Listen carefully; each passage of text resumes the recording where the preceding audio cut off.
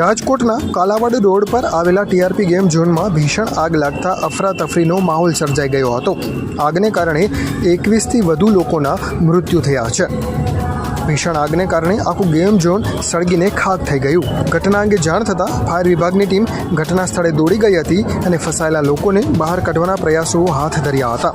શહેર police commissioner Raju Bhargav અને collector Anand Patel પણ ઘટના સ્થળે દોડી ગયા હતા। આગને લઈને 5 કિલોમીટર દૂર સુધી આકાશમાં ધુમાડાના ગોટે ગોટા જોવા મળ્યા હતા। આ તરફ 21થી વધુ લોકોના મૃતદેહ હોસ્પિટલ લઈ જવાતા હોસ્પિટલ મૃતદેહોની છાવણીમાં ફેરવાઈ ગઈ હતી। બીજી તરફ આ સમગ્ર મામલે ચોંકાવનારો ખુલાસો થયો છે। છેલ્લા ઘણા સમયથી ચાલતા ટીઆરપી ગેમ ઝોન પાસે ફાયર એનઓસી જ ન હોવાનો ખુલાસો થયો છે। આમ છતાં કોની રહેમ નજર હેઠળ આ ગેમ ઝોન ચાલતું હતું તે સવાલ થઈ રહ્યો છે। કોઈ મોટા અધિકારી કે પછી કોઈ મોટા રાજકીય નેતાના આશીર્વાદની આશંકા ઉઠી રહી છે।